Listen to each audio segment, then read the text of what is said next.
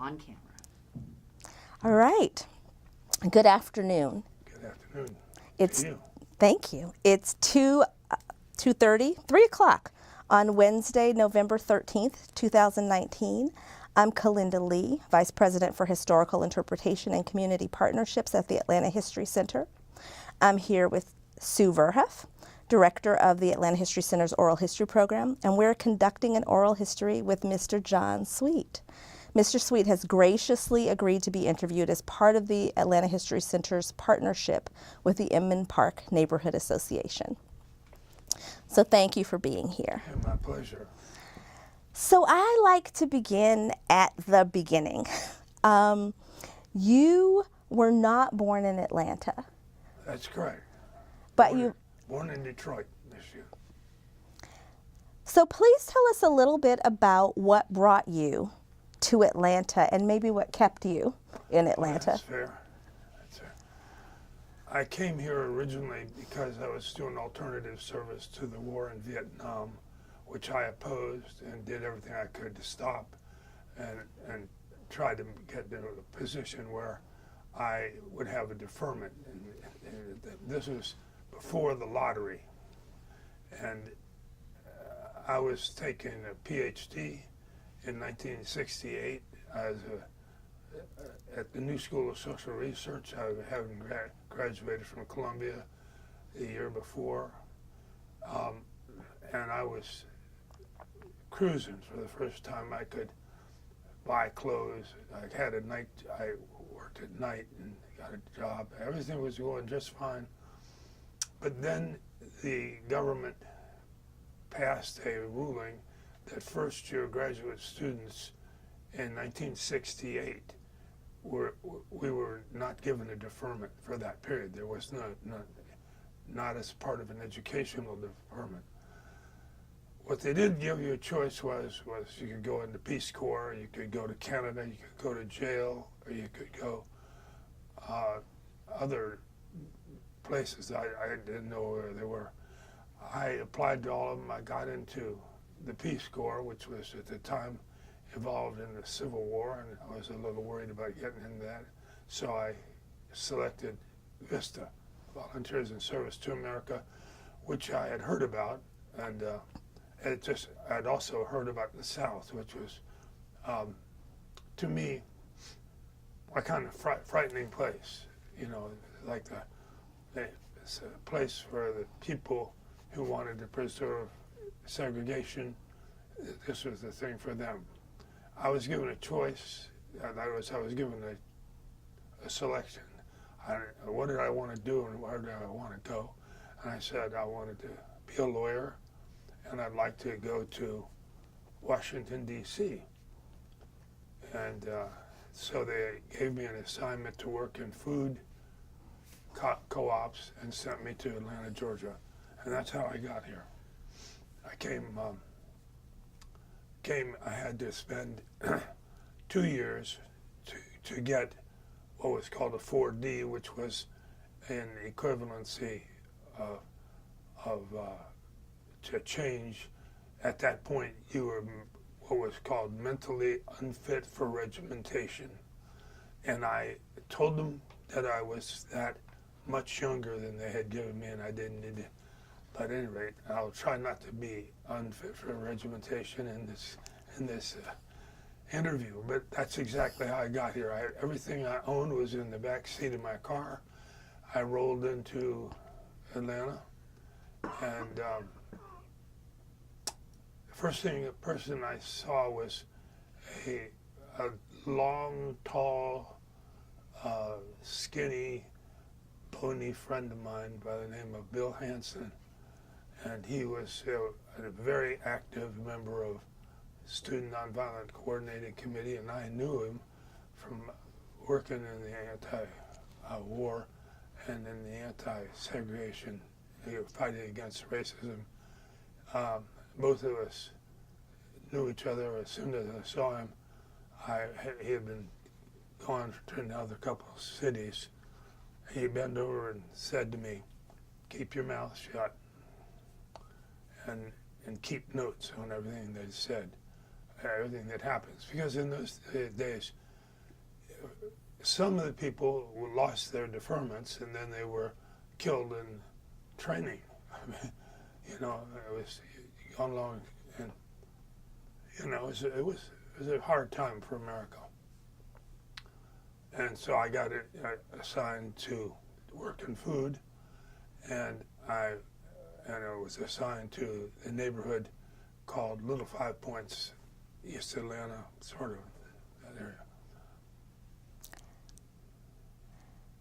So essentially, you came to live in that area of town because you were assigned to that area of town. Definitely. So Let me just say to you, in my case, you know, I've been seeking a deferment and fighting very hard to try to stay in alternative service. So, you know, it's interesting that at this time of our history, young people, men and women both, were plucked up by the system and placed in some place in the South or the North, but someplace other than where they lived in. You had to take a placement that was at least 50 miles from your home. That meant you didn't see the people very much. Didn't hang around mom's kitchen when she was cooking or whatever. You were on your own. I had a talk with my father, who was a Yankee bigot, which, well, by that I mean he and my mother both were uncomfortable with the South. They would not listen to Lyndon Johnson give a speech, for instance, because they didn't like a Southern accent, which I think is a big loss. And I've feigned a Southern accent on their behalf so to get them past the pearly gates, since they were going with Yankee talk. At any rate, yeah, I called my father and said, I'm going to stay here. I'd come to Atlanta, and I decided not to go back to where I came from, which was New York City, because Atlanta had the poor, inexpensive housing is the way to put it.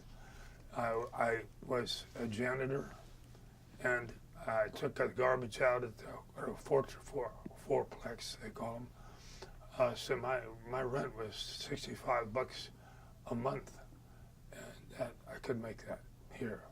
And I told my dad that I was going to stay here because better weather, it's easier if you don't have any money, and I had none. It just made it easier. And he said to me, I hear what you're saying. I don't understand why you want to stay in the South. But if you do know this, I'll never come to see you. And he held to his word.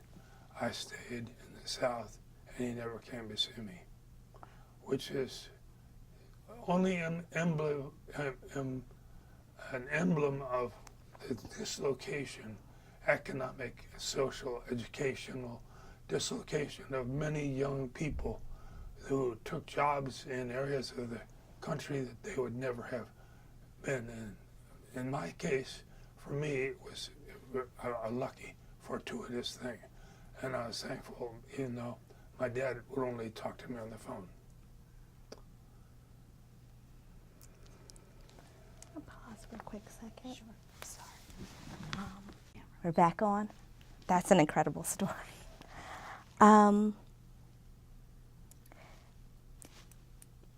So coming back to the question that I was asking you, I think that makes it even more poignant. When you were first assigned to Atlanta and you found this neighborhood that you found obviously quite interesting and or welcoming, you decided to stay for many decades. Tell me a little bit about why Inman Park so appealed to you as a community. Well, first, just to sort of ambience, the context of Inman Park was, and when I quote you a statistic, it's try to be as close to what I think is accurate. There was a fellow named Bob Lind, L-I-N-D, and he was assigned to East Atlanta Economic Opportunity, and he was particularly interested in Inman Park.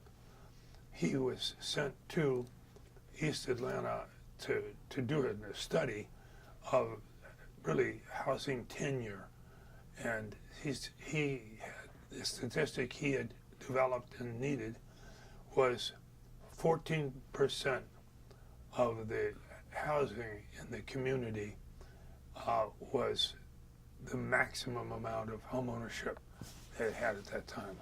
That's dreadfully low, as gives you an idea. That's another 14% that were tenants. None of those guys, I talked to most of them, but none of those people said, you know, if I had any money, I would get out of this neighborhood and get someplace else. So you not only had really low amounts of home ownership, you also had a real ambivalence of the people who were there. And that's a hard row to hoe. And we attached him to Bob and began to take a look at the community. Still think it is a lovely place to live. You know, it has some winding streets. We didn't have a lot of that up in New York when I came down here.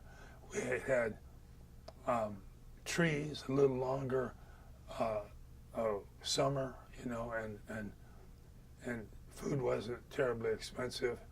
And I had some friends who had some hand-me-down clothes. I began to be able to concentrate on the things I was thinking about as opposed to just trying to get my next meal.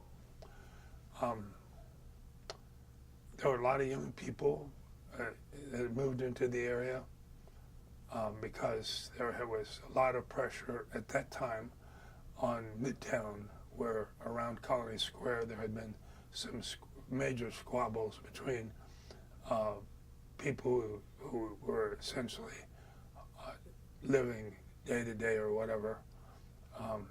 And we watched that from a distance. But then when they began to throw out the people that lived in that community, there wasn't a lot of affordable housing beyond that. And so you had people being pushed out of the poor neighborhood to find a place that was even less expensive. And that's really the situation, the context we were in. We were, as Vistas, we were charged with trying to accomplish some kind of something that would help the people. And that brings us to really the first thing, which has to do with helping the people. And that is, if whatever you're struggling on is not taking hold, doesn't fetch, if you will, the problem with that is you're the problem, they're not the problem. They're probably telling you what they need, but you're not hearing them because you've been trained classically in some other areas. And, you know, Little Five Points and Inman Park are a neighborhood that has a lot of color and a lot of interesting people, but they also are people that are interested in what they have to do with the remainder of their lives instead of talking about other things that may more classically you hear people who are working to better people's lives. They often say, I don't understand why they were, or let me turn it the way. Somebody said to my grandmother, why are poor people poor? And she lay for about 20 minutes, and then she said, I think they never learned to save. And that in some ways, I've come to believe that. It's part of the reason why people are poor. But I think, for the most part, they're off a mark. And the poverty is much more complicated than that. The poverty in Inman Park was profound, and it was violent, and it was racially separated. It's violent. The first year that I was on Elizabeth Street, 2 people were beaten to death on the street, and there were 5 rapes. And that's 4 stories high, 3-4 stories. There are not a lot of people around. I was around and felt the wrath. I saw a fight and tried to get in it. And the perpetrator said, "I'll be back in a minute with I have a shotgun at that, and I'm going to blow your head off." And I thought, what a gentleman for announcing in advance what his intentions were. And although it was hard for me, and I really didn't want to see this woman being beaten up, I was compelled by pragmatism to jump into my car and get the hell out of there. So that's what I did. But there was a bar in downtown, little High Points. There was generally somebody cut or beat up once a week. It's called the Redwood, and it was the bottom of the pits. And interesting, colorful. One visit was enough for me, and I settled in, but it modified the way in which I lived and how I lived. I started essentially when I got out of Vista. There was a lady who lived next door. She had her brother in Barnesville, wherever that was, and she said, would you do me a favor? What can I do for you?" Said, "Would you go down and visit my brother? He has a for sale sign he's put up in front of his house, and nobody has come to see, to even to look at the house in 2 years." And he was upset. They were upset about it, understandably. I said, "I will come down there, but I need to honestly tell you, I just had applied for a credit card with Sears and Roebuck so I could buy some underwear, and I was turned down. So I probably considered myself a bad sell. But I said, I'll make this deal with you, because I really liked the house, a beautiful little house. I said, I will go to 3 banks. You can name the banks, I don't care what they are. I'll go alone or whatever you want to do, is go to the bank. I'll try to make a loan from them. And if they'll say yes, I'll make the loan, I'll buy the house from you for $13,500. And if they won't sell it to me, the bank won't give me a loan, I'll buy it from your brother, let him make me a deed to secure debt with a promissory note, and we'd be off to the races. Under either of those 2 scenarios, he got what he needed, I got what I needed, his sister was very happy. Beautiful little house. Backyard, fenced in, could have put a dog in it, full basement, 2nd floor, got a pitched roof, stairs going up and down on the outside. It was a duplex. It was eminently reasonable and well kept. But as plans didn't have it for me, something else intervened, and it was a good bit less rational than that was. There was a fellow named Mr. Monroe who lived in the neighborhood, and he was a realtor. And he saw the young people kind of coming in, and he would tell us, he'd say, there's a house at such and such a street, and here it is that I'm putting it on the market, and you go get ahead of it, because the slumlords are going to buy it. They're already circling around it, and you need to get it. And he gave us that little, a couple of days in advance. It really made a big difference, you know. So there was a fight going on between a linen company in Atlanta and a linen company in Dalton. The Dalton guy said to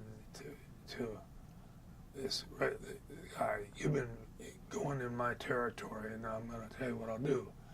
Either you stay out of Dalton, or I want to tell you that I have bought and owned 4 houses in a row, and if you don't get out of my territory, I'm going to put you out of business. It's that simple." And Monroe was the guy who got the contract to sell it, and he told him there were some conditions that were different. The guy who was selling it was afraid to make a mortgage in the normal sense. He wanted a full payment on all 4 of the houses. He wanted them sold the same day from different lenders, so there'd be nothing coming back. He wanted $80,000 for 4 houses. That's $20,000 a house. And as property was bubbling a little in the neighborhood, and some people who wanted to help in Inman Park wanted to live in it, organized 4 families. And they came in and asked me if I would do the legal work for pro bono. Sure, no problem. And I did it. But it took me 7 months, not full time, but got all the things together. About a day before the closing, Herky Harris at CNS Banks, and Herky, I don't know where you are or what bank you're with now, but I apologize for anything I said to you that, at any rate, I got a telephone call from Herky, and he said, "John, I went out and looked at that house, and I can't lend you money on that house. I couldn't make any money at a foreclosure on a deed. It won't bear a $23,000 loan, which is what and I said, "Herky, it's the day before the closing, and I've been working on it for months, and so have the other families in there, and there was some gnashing their teeth, and literally the day before we closed, Herky said to me, you don't have the income to own a $23,000 home." He said, "But I was wondering," he said, it has 5 apartments in it. He said, "Is it a slum house?" That's the kind of thing that makes you tighten your throat a little bit. I said, "Yeah, what do you mean by that?" He says, "Well, you're going to rent the place?" And right before I gave him the answer, I changed my answer. So I said, "Yes, I'm sorry for that prevarication," which it absolutely was, and I now admit to it. He said, "Just list the income from the poor weekly renters. That puts you up high enough to be a landlord." And we went through it. Everything was fine. It closed. Only thing was that the other 3 families who had told me they were going to buy, for the 4th guy, that family had fallen out, and that they were going to work on and get replacement for that possession, for that house. All of this is just to say, I bought a house that I never stepped into and had not seen the insides of. My first encounter with it, a day after the closing, was a wharf rat bigger than the ones they have in New York City. It was big enough, coming out of the doorway, and it came running toward me, and I dropped the flashlight that belonged to the kid up the street, and I was so depressed by it, I couldn't go back into the house for 2 days, and the family, of course, said they were going to get somebody else had wharf rats of their own or whatever, so they had their hands full. So I ended up having this beautiful little rational house and dumping it for one of the great castles of Inman Park. eight fireplaces in it, and it had a tower that burned down and was patched back on. It was physically pink on the inside. They had sprayed it with a spray gun, which we had to clean off. It took us a couple of years to do that. But anyway, I settled down, and as things would have it, lucked out and married a woman, and we were started in the sort of life of struggling young pioneers, and I used to use that term. They'd call us the pioneers. The neighborhood remained somewhat dangerous, in spite of the fact that I was moving in. At that time, we had an aldermatic system, and they had a charter system in the city, which, like any other charter, which is another word for an incorporation papers, and it's a formal filing. That when you created a corporation, a charter, you had to put down the estimated period of time. And about that time, the estimated period of time for Atlanta was 1 year, 2 years max. And then we were going to be out of business as a city. And they changed their mind. We set up a charter committee to rewrite the charter for Atlanta. And at that time, it was Cecil Turner was the aldermatic person for Inman Park. And I said to him, we have a bunch of people that are moving in the neighborhood, and it's really exciting and wonderful. We'd like to have a meeting with you at the house anytime that's convenient with you, and we'll sit down and answer any questions. And he said to me, I will come over to the neighborhood, but I will not get out of my car. I mean, that I think summed it up. He couldn't see getting his feet on the ground outside. It's too dangerous. So we said, okay, how about we'll make this deal. We'll make a flag for our neighborhood association and put it up all through the neighborhood. You can run the streets and then you can count it out with your fingers or whatever you want to do. But he said, okay, we'll do that, and we did it. And in the process of doing that, we fell in love with our flag. There was a somewhat of a political yin and yang, push and pull. Some of us wanted a blood red flag with no more on it than your blood. The second one wanted a fully red flag with a stripe down the middle of it. So the stripers won, and it started. That was really the beginning of the carnival, which with a festival we had in the neighborhood. We had a lot of young people. If they could get into the house and see them, the inside of them, you'd like them. So we did a tour of homes and morphed it beyond that to a much larger, I keep thinking we brought a giraffe, and I think I was dreaming at that, but we had all kinds of things.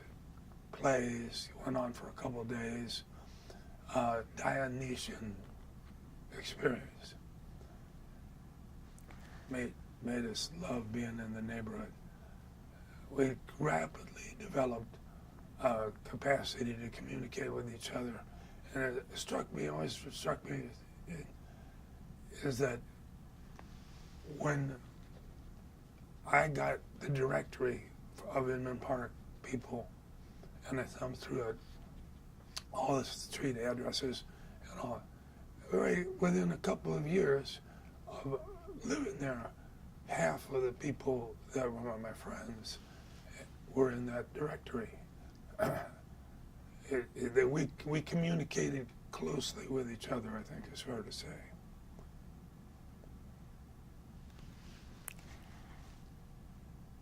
You've said a lot of interesting things in the past few minutes, and I want to circle back to some of them.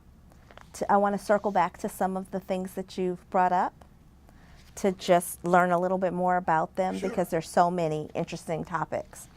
So one thing I want to talk about a little bit is you talked, excuse me, a moment ago about the charter. And this is just a point of clarification. Are you talking about the Neighborhood Association Charter? No. Or the City of Atlanta Illegal, City Charter? actually, right. So let's focus on that for a moment, because I know that you have been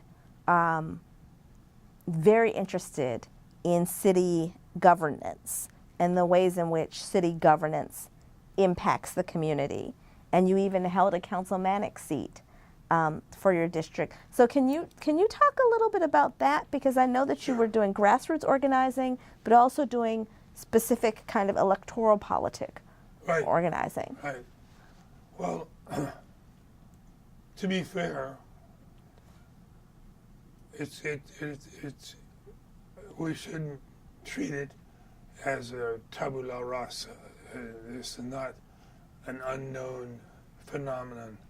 The automatic system that allowed you to have a lower than 50% of the automatic board when it moved to the charter, to the regular charter, it dealt a blow to racism.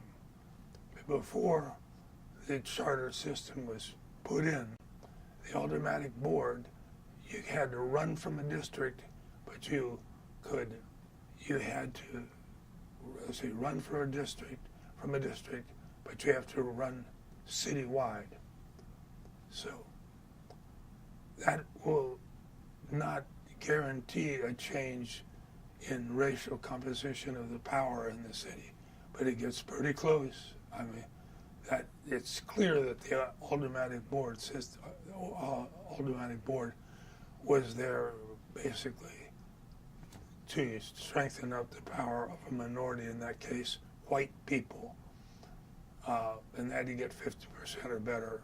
Of course, Inman Park was an interesting. I had lived in segregated neighborhoods all my life because I was born in that epoch. But the truth of the matter is, the issues of racism were very difficult for young people who did not grow up here and who grew up in other contexts. Everybody was anti-racist, but trying to find the way to deal with it and cope with it is another thing altogether. What we started with was a changing from the automatic system to the city council system had a tendency to strengthen the power of the council, and also simultaneously gave more strength to some of the council members. So the result was, on the whole, the first election after the council was enacted was beneficial for Inman Park. As a result of we had a white mayor, a white councilman named Charlie Helms. He was a prince of a guy. He was a minister, but and a very, very progressive guy. But after the first council cycle, which is 4 years, the turbulent racial arguments going on about anything, I don't care what it was. We used to say, you start with race in Atlanta, and when you're making progressive change, or you're changing something, or you're starting some things for the first time, everybody is going to either probably not say about directly, but everybody is going to discuss it in terms of a context of changes and pressures that were taking place in the change of power. And so Charlie had a job offer and moved down to Jacksonville, Florida. I had gone door to door with him because when I was a college student in New York, I did some door to door political stuff. So I thought I'd like to enjoy this, and I went around in the park along with Charlie, and we piped up. I'd say, "This is Charlie Helms, blah blah blah blah blah blah blah," and here's a card, and he ran and he won.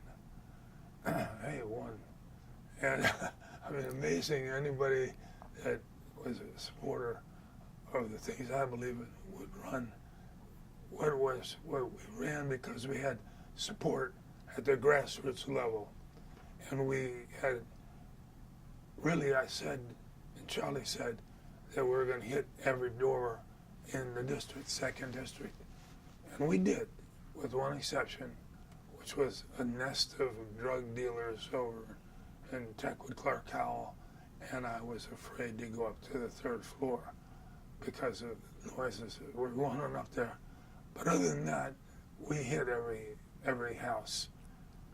It was a Herculean task, and he started, and he was a great council member, but he he wanted to move. And I was the only guy that had been walking around with him. I mean, I had no idea. I thought he'd be mayor for life, kind of thing. But it wasn't. So when he turns out not to it, we redid the same thing.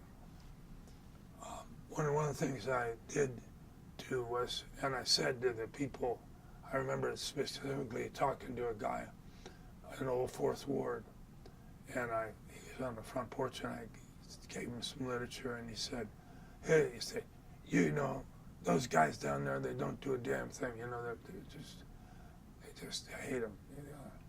I was shocked and said to him, "You don't know this guy. If you'd say that, he's a really wonderful politician." He said, "Well, how would I know that?" And I said, "That's a good point. Tell you what I'll do. If I get elected, I'll put out a newsletter to anybody who calls me, and so I don't want to throw them away, but if you're interested, tell me, say, put my name down." And I did, and I won. And I did put out a newsletter called Sweet News. And at the time that I ran for office and won, we were paid, my salary from the city council was $8,800, which included everything, transportation, all of it. I had a buddy I had literally grown up with, and he was living in Alabama, and short story long, or long story short, whatever, he had gone down to Alabama and was living in Edgewood, north of Birmingham, and he was as surprised as I was that he had got elected, that I'd been elected. So I said to him, "Look, I got 36 meetings a month, because I also went to every meeting in the neighborhood." I said, "I just can't do that. Would you come down here and help me?" So what do you want me to do? I said, I want you to get a house, and you make half the meetings. I'll make the other half the meetings. We'll put together the Sweet News, and you do the constituency work. I'll give you an office for that in our law firm, which is over in Inman Park. He said, "Okay." But I said, "There's one thing you got to do, and that is you got to buy a house. It's not the way. We need a house." And he said, "Well, I don't have any money." And I said, I'm going to buy the house, and I'll sell it to you for what I bought it for, and use my credit or some way that I would trim you getting the house." And he said, okay, and I paid him the city council salary. So I ended up with nothing except a wonderful 4 years. And we, Matthew Johnson's his name and a good guy. We bought a house at the time on a Veterans Administration assumption of the mortgage. That was soon thereafter to be abolished, but as usual, we were there at the last second, and we picked up the house, and the house cost $12,500, and he had to have some little money for a down payment, and we got the money by going to the Bond Community Federal Credit Union, which is one of the strange things that we managed to do, which was we set up with the Mennonites from Old Fourth Ward. They set up a Bond Community Federal Credit Union, so we had money that we could borrow and money that we can return to the credit union in little 5 points. It's a little bit complicated, but at this time the government allowed people who were Mennonites to get a deferment. The Mennonite Central Committee, they didn't want to fight in the war, but they'd do a public service of any kind, and they got it certified by the government. They gave them the basis to become a Peace Corps equivalent of VISTA. So the Mennonites came over and we started working on it. And this was, credit unions, this is a very, very strong credit union state. But all the credit unions in this state are industrially based. Basically, I work for Atlanta Gas Company, then there's an Atlanta Gas Light Credit Union. It was based on where you worked. The law wasn't, it was, but the law wasn't. The law allowed you to have a credit union that was geographically based. That is, your field of membership would be an area that you claimed for territory. So, with a kind of a how-to attitude about what the hell, it's just work, we set up a Bond Community Federal Credit Union. That was maybe a little diversion, but when I went to college, I studied economics. Complete. That's almost everything I did was economics of one form or another. My mother's used to say, you're the only kid I had that knew how to run the system. Yeah, thanks, appreciate it, love it. And there was some truth in it. I knew one thing about poverty, and that is I didn't want to be in it. I was born in a housing project called John A. Smith in Detroit. And I never got, so you want me can understand how enamored it was for me to, by accident or by fate or something, to get up to where I could stand up and actually buy a house, or actually buy a house for the guy that was working with me. And we did it. We broke all the rules. And we got away with it, which is more important. We broke it we got a field of membership, and it was our community, Inman Park, Lake Claire, and Candler Park. And that was the field of membership. And I was running it somewhat.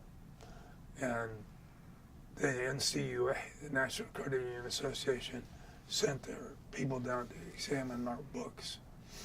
And the guy said, you're going to have to liquidate your credit union. I said, what are you talking about?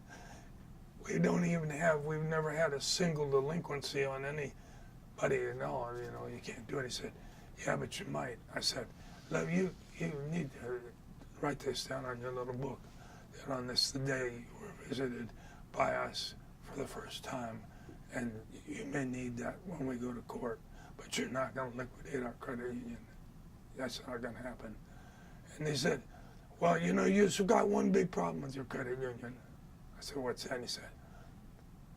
And he said, I think it was 85% of all the money that you had to lend to other people was secured by real property. He said, what are you doing?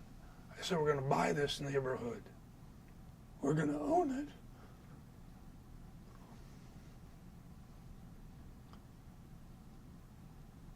And he said, what's the limit you want to, where's your vision? What do you have? I said, we want to own the whole thing. I said, you know, Cenas Bank at that time had an office in Little Five Points. That office, that bank, merged with another, and throughout the times of those mergers, took its new consolidated savings and gave them to a bunch of American banks. And the banks, so I knew, because I had a friend working in the bank, that our little neighborhood bank that we had for CNS had the highest ratio of savings to loans made. In other words, without going into detail, I know that they were open for business if you wanted to give them the money, the savings. But other than that, they really didn't want to make us any loans in the neighborhood. So I reminded them that the Verwoerd government of South Africa, that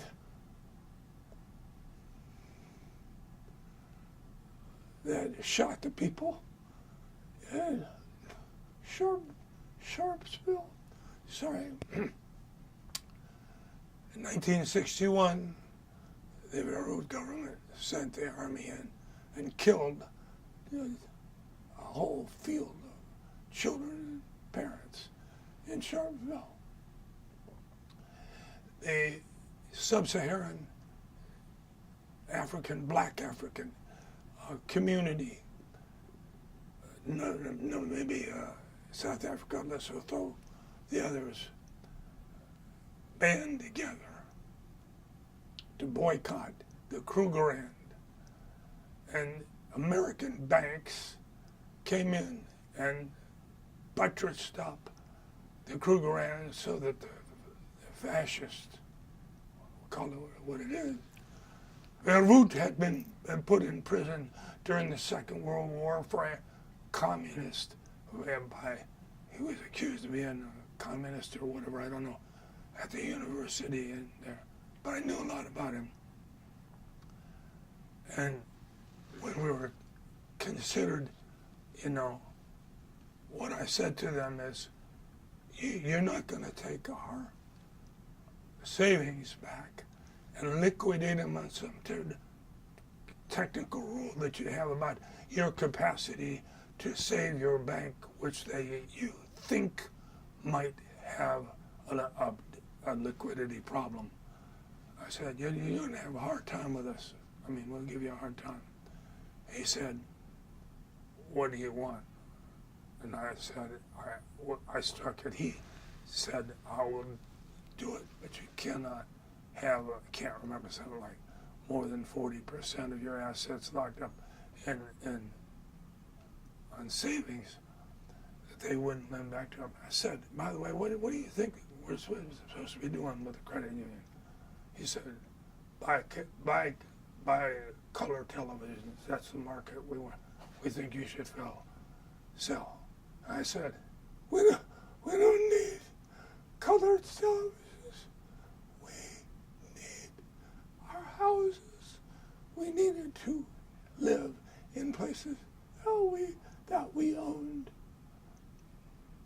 The common deal was 40% of the sale price was your lend amount. That was a sort of, we struck a deal that we would not exceed 80%. I think that was what, 80% of our liquidity of all the savings would be put into the neighborhood. I knew everybody in the neighborhood. And 2 years ago, I got up and apologized to my neighborhood and said, we put the neighborhood at risk, but we met the bet. And then I just implored them to say, don't be ashamed of the political ideology that gave birth to this neighborhood. This is a public, hard-working group that earned what they got, period. No fancy stuff. So there's a guy there on the board, his name was Billy Madeira. And Billy and I used to exchange barbs back and forth with each other. And I told him, between now and the next meeting, if you get 100 new members, I'll get 100 new members. Whoever wins that bet buys a steak for the other guy, at the end of it. And we made a fun joke of it, but we headed it off, and we got in the 60s or 70 new members apiece. That was the kind of push you needed. But we're still poor folks. They're still, and the hardest part was you can't build a bank that offers services that other people can't use, don't want it, whatever. And that's when it got really technical. The National Credit Union Administration wanted to set a limit for us, and there is in the law that creates the authority for national credit unions. So you can have what are called non-members. It's a very interesting. It's a little cul-de-sac, and you'd have to know it was there, and you find, then you'd still trip on it. What it was everybody. This is a Rochdale. We are a Rochdale credit union from Rochdale, England. That means one man, one vote. One woman. How about one person, one vote? And that was important. So we did not have enough money to lend to people because we didn't have a whole lot of savings. But one of the Mennonites who had worked with us all along said he would go to the Mennonite Central Committee and ask them to create a non-member share. And by that they said the MCC, would join our credit union, become a member, but no vote, because it's not a person. They joined and became a non-member, made $50,000 deposit, and all of a sudden we were in business. We were ready to take off. Why is that important? I said, well, it's a neighborhood bank, really, like the old mutual savings and loan associations before they got too big to be able to pay attention to their membership. One of the things I said in my last hurrah, because I moved on to other issues, but one of the things was, I had said to him, I gotta tell you what you gotta do. Well, we pound the opponent now, CNS Bank, pulverize them. And I said, they were paying 5.25% interest on savings. And I said, it was early on, but I said, tell you what, why don't we tell them, we really don't have like $52 in dividend, but we're paying the quarter. And I said, well, why don't we just tell them, we'll always hear, they always were bragging about how much interest they always give. And I said, we'll give them, instead of 5%, we'll give them 5.25%. And doing that gave us enough money to put us in a position to pay the dividend and keep it ahead of the game. So how we do that? I'm going to go back to the Mennonites. I told him I have a buddy of mine who's got a peach ranch down in Roberta, Georgia.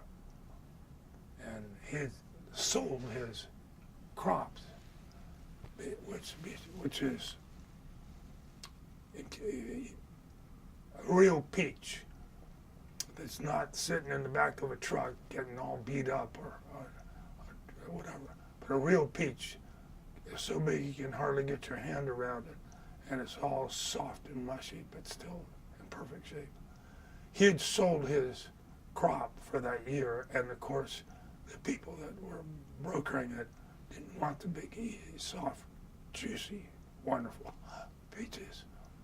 So I got the Mennonites, got an idea. We went and borrowed the Mennonite truck, went over there down Forest Park, and got 25, somewhere 25 to 30 bushel baskets.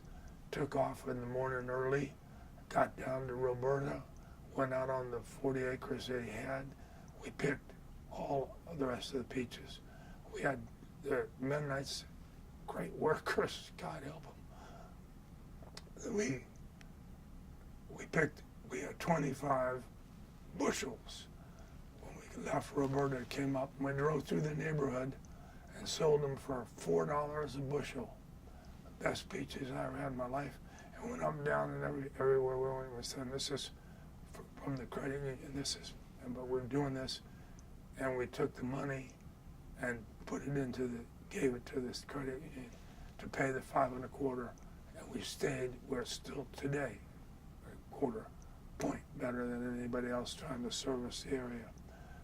And because we didn't have to pay for everybody, we didn't have to pay for stockholders and all that kind of stuff. We just borrowed from our members. And I remember there was a guy who I thought to myself, Kalu Kalei, we made it.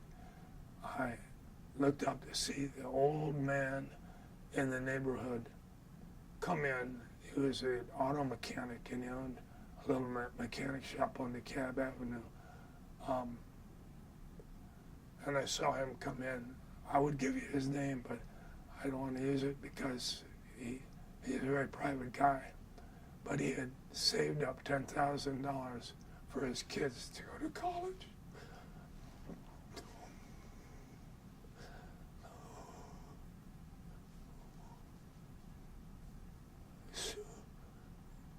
Soon as it was over, he came, I saw him, he put $10,000 in our credit union.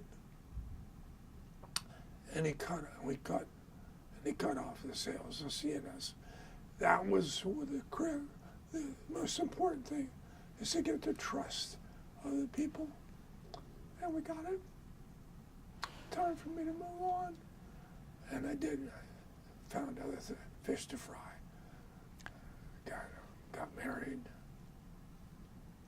Charlie Helms married us. And then we had a baby, a little wonderful little troublemaker. And my wife was I don't know where she had a deep feeling about public schools. I'm not overestimating to say she's a public school militant, but she is. She's not a Jew, but we went to Hebrew Academy. She's not a Catholic, but went down to St. Thomas. We visited all the schools in the year before our kids started in school, Cassandra. And she finally decided on Mary Lynn. Mary Lynn was in Camden Park, and it's Jason. It was a feeder school for Inman Park at the time. And she was so constructively aggressive about it that the first year that our child ran to go to school there, Midge was elected as the PTA president. First time she's. I went to a PTA meeting, and I was sitting there, and there was a good turnout, and there were 3 men in the room, and 2 of them I knew. I mean, I only missed one of them. It was clear that if you were a man, you're not going to have any really influence in the PTA. But I said, I mean, I was wondering, who does? Why are men non-existent in this great PTA? And I figured it was because they didn't have athletics. And the University of Georgia in Athens, other educational institutions you can think of, have a pertinent to them athletic leagues. So I went over to school, and I was talking to some of the parents, and they said, how do we even know that these kids would play if we set up a soccer field there? And I said, just I went out in the hall and put my hands out like it was, the bell was ringing, the kids were getting home, put my hands out like it was held them out. And I said, if there was a soccer field, would you play? Yep. Would you play? Yep. Oh, first thing, yep. I mean, that was the last conversation about demand for this thing. I went down and incorporated AISA, Atlanta Youth Soccer Association. I put it together in 1988, and we were non-existent. It was not legal. We were what's called a rump league, which meant my daughter had started playing soccer, and it was the team that she was playing was out in Farrington. I drove out to the Farrington, and I looked out, and in the next field next to me was a field, another rump league from kids, in Candler Park. So what the hell am I driving to Farrington for? So I took my soccer team, which had 14 kids in it, and I cut it like a pie, and then made them go into circles, and they played each other, off each other. And that, I tell you, the only question is why it took so long for us to do it, and why we ever let anything interfere with it. We started it, and I started with four teams of 4 kids apiece. It's a rump league because I needed coaches. I would love to have had you to coach. Was very important. Now we're playing what I consider big time politics, because we're building a soccer organization, and we say things like this. I was the ref. I'd go out in the middle of the field. I'd put the soccer ball down on the ground, and the parents couldn't hear. So I'd say, this morning we're going to play ball with Russia. This morning we're going to go play ball with Israel. We're going to be playing balls all over Africa. We're not talking about going down to the batting cages and hitting some ball. We're talking about all the other people in the world you're going to get to play with. They're going to be playing the same thing you're doing, same rules, same everything. I said, take a look at the ball now. Look real hard. It's got black spots on it, and it has white spots on it. Okay, and all the balls are equal. I asked him, do you know how many soccer balls were produced last year? And in that year, 80 million. I looked up the figures. I'm saying, we're not going to be talking about baseball with all its subjective choices about whether or not somebody will hit a legal ball. Or soccer is a game, and I don't mind saying the other, whatever that thing is, Frisbee, is even more egalitarian than regular soccer. But truth is that we just started out every single time a season came around, we cut the balls in half and doubled the size. Open, cut it, double the size, go. And what we needed most were coaches.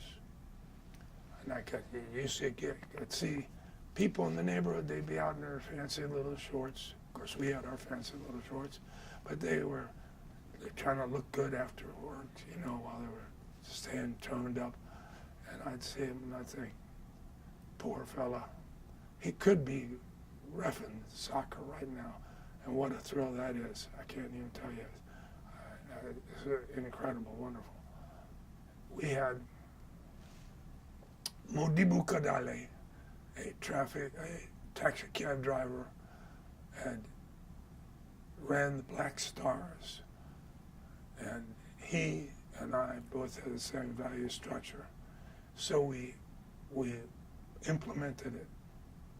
And I just want to tell you a couple of examples.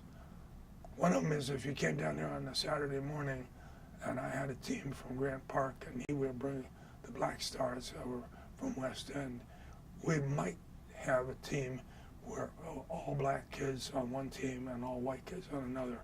And we agreed that was never going to happen. We lined the kids up. You go that way, you go that way. And so we balanced it out racially. I don't know anybody who had a referee who was a woman. In the early, it's all a macho thing. So I came and I leaned down the front of the ball, and the kids came out, and I said, I'm going to say this one time. When she says stop, stop. And I took the whistle and put her on. Girls, we needed to have the images, if not the reality. We'd go into the reality, but we had to have the goal setting of having an integrated soccer field every way we could. And I had, and then I'll tell you this, and then not leave the soccer alone because I love it. I never played it in my life, don't know. Can't make a lot of the calls, but I loved it. So I can't remember exactly what I was going to say about it, but we broke it off. We now have 1,000 kids playing. We built our own field. The first city of Atlanta soccer field is at Arizona Park, and that is the first soccer field built by the parents. It was bought and paid for by the parents. So it's, and there were, rightfully, there were plenty of adults who said to me, you can't, I want my kid to get a scholarship. And I want to report that there's a lot of money in it now, millions worldwide. And it is played, and I remember. I realized I apologize for this, but I'll apologize again. I did something that offended a lot of the parents, not a lot of them, but when the little kids ran out on the field, you'd think their parents were signing them up to go to Harvard. I mean, they're so nervous. The parents are so anxious about trying to get into a good school that they yell at the kids. I don't think it's good for them. I had this guy, when the ball happens to amble into the score, I would take my little pad out of my pocket and I'd reach for my non-existent pencil. There's a pencil, and I'd make a little mark on it. Then I'd fold it back up and say, okay, we're going then. Let's start the game. Let's pick it up. after that game was over, a parent came over and said to me, "I don't like you." I said, you don't have to like me, but if you want to play, or you want to coach, I'll give this lanyard to you. But until you do, it's my game. I'll give it. And he said, you don't understand our society. I said, probably right. And he said, you don't understand. Kids have to learn to count. I remember this. I said, right. I said, you don't mark the score down. They've got to learn the numbers. Learn the numbers. I said, you're right, except that we think it's also important that your son gets knocked down by a young woman 4 years old. We think that's important. We think it's important that children can read across the blackboard of your mind. When you looked at the ball, you're on the left side, and then you go to kick it it's on the right side. And when that ball crosses that blood-brain area, it helps strengthen the capacity of kids. They then can read better, faster. They socialize and everything. And I said, let's see, there is something else. Oh, yeah, there's the score. Yeah, I said, he really believes in what he was doing. I think soccer cures cancer. Soccer has very few what we call barriers to entry. And when you had an organization, any kind of organization, where you're trying to bring people together to work on things, you want to have as few barriers to entry as possible. So that actually has a lot more to do with Inman Park, which is that we took our barriers down as a neighborhood. We began to do things like, we had a group of old people. I'm now the representative to anyway. And when you lived in the neighborhood, we really did not want to segregate the neighborhood by age. We didn't want to have institutions that made it more difficult for people to live there. And one of them is the incapacity. For instance, in your bathroom that I just went to here, there is not handicap bars for a wheelchair, okay? You don't see, there wasn't wheelchair that we were working on. It was sidewalks. And in a poverty neighborhood where there's a hierarchy of what gets maintenance that does not get maintained, sidewalks get broken up and they're at the low end of the totem pole. And it is now, we have gone through the neighborhood and pulled up all the tiles. We've been doing it for 2 years now. And now we can have wheelchairs. You don't have to be afraid of walking down the street. What we did, we went and contracted as a neighborhood association to one company, and that company said they do it for a standard fee, and you had look alike. We have now started, there's a wonderful senator from our neighborhood, Nan Orrock is her name, O-R-R-O-C-K. And she gave a speech about 2 or 3 years ago in which she said we need more infrastructure. And that stuck in my mind. And then all of a sudden I realized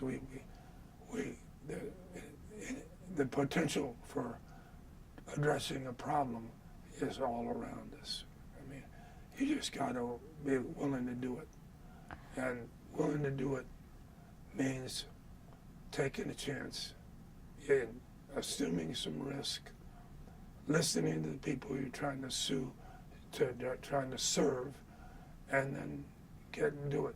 If you get knocked down, you don't get to succeed. Dust yourself off. There's plenty to do.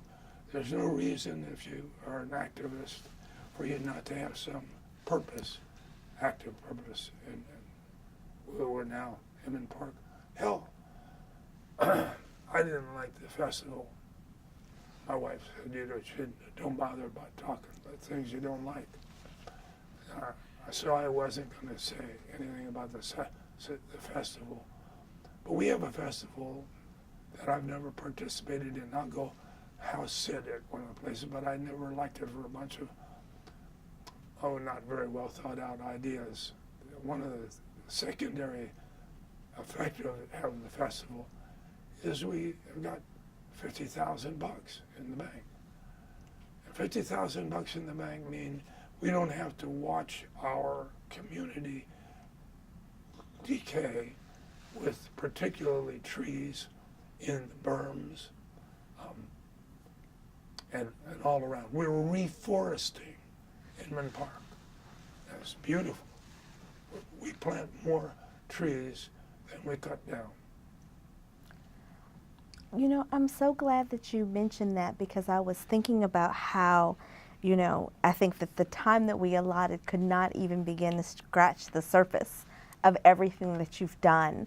And one of the things that came up for me as you were talking is I thought, you know, there are many specific stories that I have questions for in my questionnaire, but what I want to know most from you is what your philosophy of change and kind of community building is. Because I think that there's something that's coming up as you're talking about the ways that you think that community can make change, should make change. You know, what your role is in that even. Well, when we started, I didn't get to, but if you take comments from Nano Rock about infrastructure, the word doesn't mean anything. You can have a box. Everything was infrastructure is what you threw in the box. But there are things that we can do. There are a couple of precepts, I think, that we should follow. One is, let's be candid. Race is one of the first issues in anything you're doing in Atlanta. Some people abhor that. I think it's wonderful. I think it's our strength as a city to face this legacy. But as soon as you ungirth yourself and you are on a level playing field where you made sure that everything about what you're doing is not strengthening racism, it is helping, or it's not going to be there. That comes up more frequently than anybody would imagine in the electoral process. You go out there and you go to a cracker neighborhood and you're going to talk about why crackers are good. And you go, you know, to the neighborhood, like the speech du jour. In reality, what we need to do, and every political thing I've ever done, is that's opening the front door. We make sure that we don't strengthen racism, because if you do nothing, you strengthen racism. You got to understand that there's no neutral ground. Nothing is neutral. After that, it's easy. You listen to the people. And people don't want to have a quilting bee in your neighborhood. Don't have one. You know, do the things. You know, what kinds of things? Book groups, I think, are great, subversive, as all Dickens, to be able to have a private conversation with someone like, you know, wonderful literature that's coming out of us difficult community situations. Let's put it this way. I have a problem getting the parking here, that's not a good example. There are personal problems and there are sort of public problems. You can do a lot with your personal problems. Brush your teeth, polish your shoes, whatever that is. The individual problems are small, and one individual can get away with it. But the collective problems we have require everybody to get on board, at least enough to get a critical mass working. Public school system is a perfect example.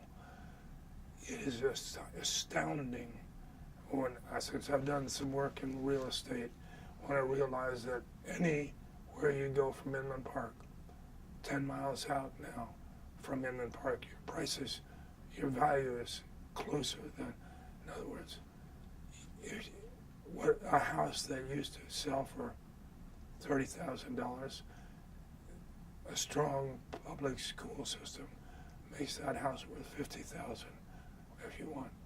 I think when I moved here, I saw all these white people in the north, all these black people in the south, and then this precious little band of people who wanted to live in an integrated neighborhood.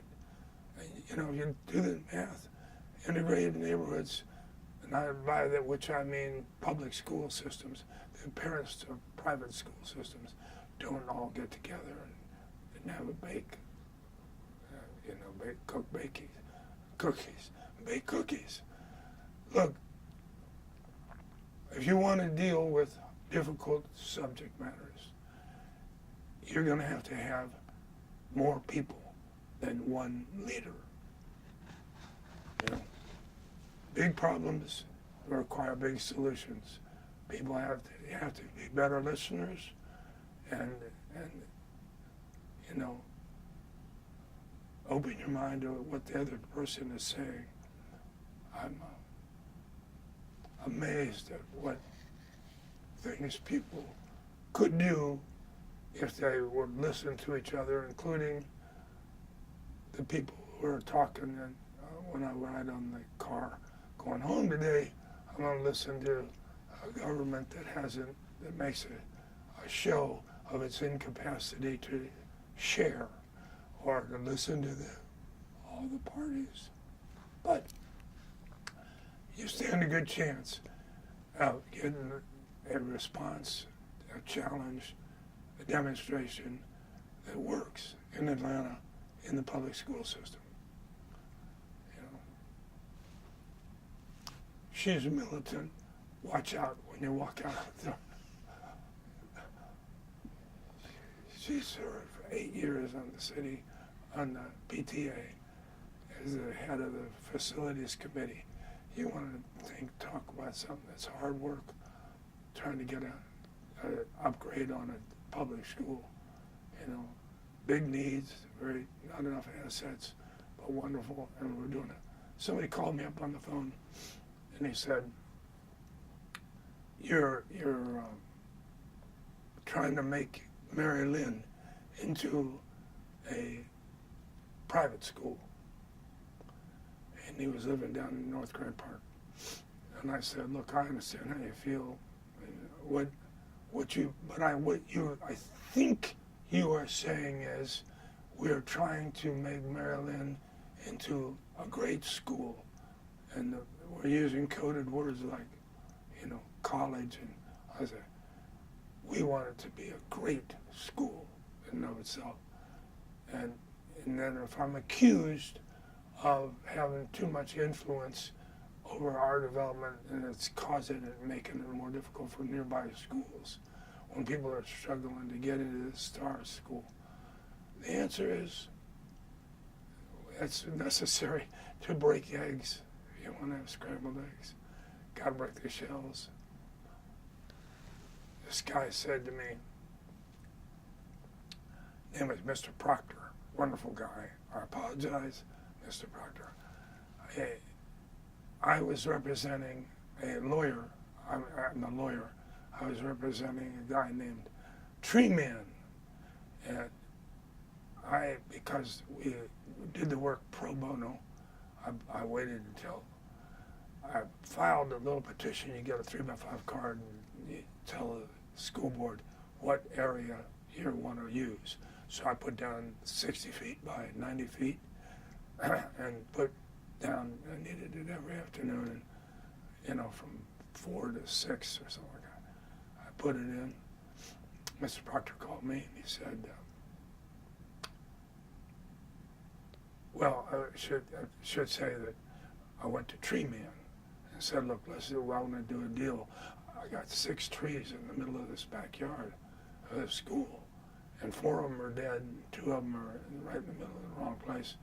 Can you help me with it? He said, sure. And we come in early on the Saturday morning, and we cut all 6 trees down. I had to pay $1 for each inch of wood at the top where you cut it down. And I paid $145 that day. So that took care of this, getting the stumps ground out. And we raked and put leaves over it. It was a fall time of year. And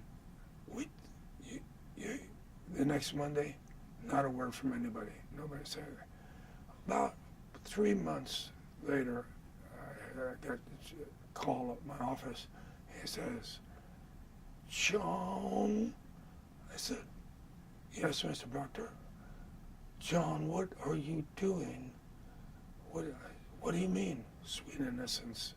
I couldn't do the theater ever. I said, what are you talking about? You know what I'm talking about.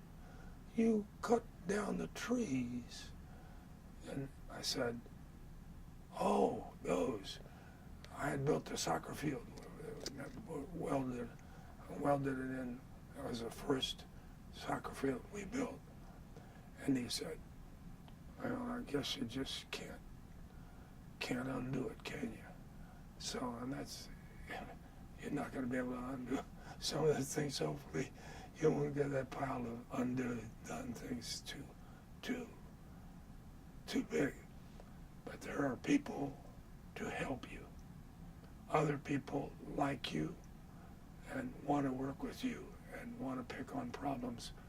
And there's no more constructive thing you can do for your city, state, federal government, but most of all for your children, to demonstrate them through your behavior how they can work together. Then we can solve the problems of bad trees or bad sidewalks, all the rest of it. It's all within our capabilities, and it's not a good reason for reaching out and grabbing the hand of the person next to you and giving it a try. That's it. Thank you. Thank you for your generosity and your grace in sharing all of that. Yeah, I mean, I've indulged myself enormously. If somebody wants to do something that'll be harmful, I'm not going to help them. And if there's an opportunity to help somebody, I'm going to do it. Thank you for this interview. Yeah. Thank you. Wrap. Thank you for coming. Thank you. Thank you so much.